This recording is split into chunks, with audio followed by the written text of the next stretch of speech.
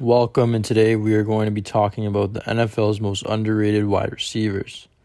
What makes a receiver underrated is the lack of recognition they get considering their contributions and product. Yards, receptions, quarterback situation, yards per catch average, and other countless factors all come into play. Now with that said, let's get into the video. Number 1 on my list is going to be DJ Moore. Standing 5'11", weighing 215, DJ Moore just finished his third season with the Panthers after being drafted in the first round with the 24 pick coming out of Maryland. DJ Moore is by far the most underrated number 1 option wide receiver in the league, and his stats back it up. In the 2020 season, DJ recorded 66 receptions, 1,193 yards, and an average of 18.1 yards per catch.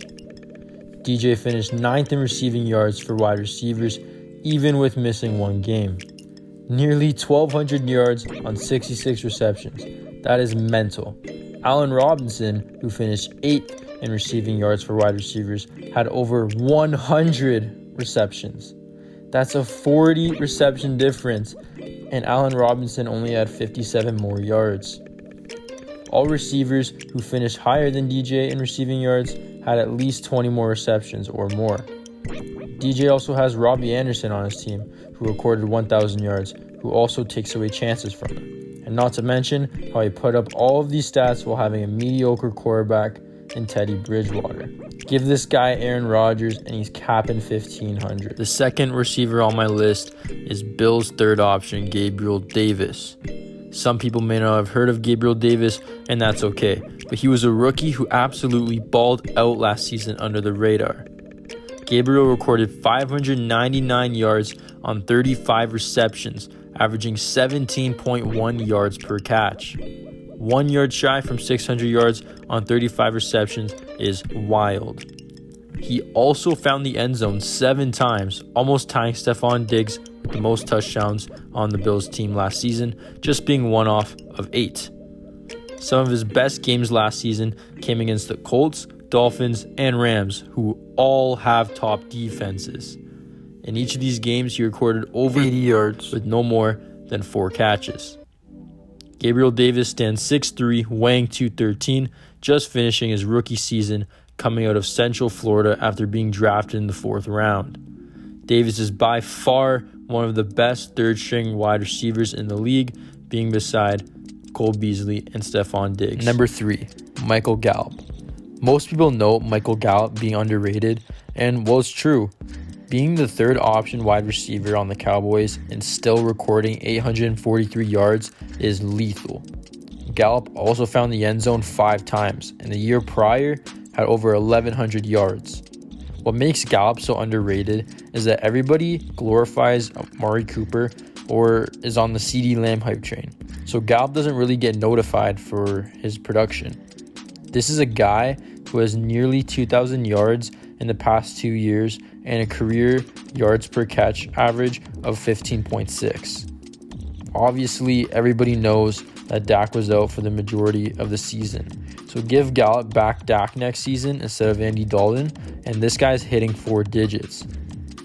2 of Gallup's best games last season came against their NFC East rivals Philadelphia and a playoff caliber team in Seattle.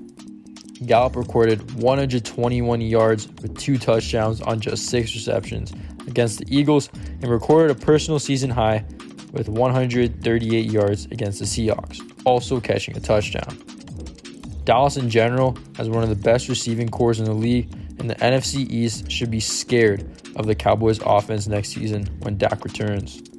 Number 4, Donovan Peoples-Jones. A lot of you may have expected for me to put DPJ on the list, and well, I did. Donovan recorded 304 yards on 14 receptions, averaging 21.7 yards per catch. What the DPJ is just 22 years old and finished his rookie season with the Browns after being drafted out of Michigan in the 6th round with the 107th pick. Safe to say that he has definitely produced more than what he was expected to so far. His most notable game was probably the very high scoring game against the 8-3 Titans at the time, where he racked up 92 yards and a 75-yard touchdown on just 2 receptions. The Browns also have a very underrated receiving core, and DPJ outlines that. I'm excited to see what he can do next year with getting the ball more, and we should also note that he has only played 12 games last season. Number 5, Chargers wide receiver Jalen Guyton. Last but not least, and another rookie on the list, Jalen Guyton. Jalen went undrafted and was an undrafted free agent in 2019 who signed with the Cowboys, however, did not make the final roster. He signed with the Chargers this season and has become a reliable 3rd to 4th option receiver.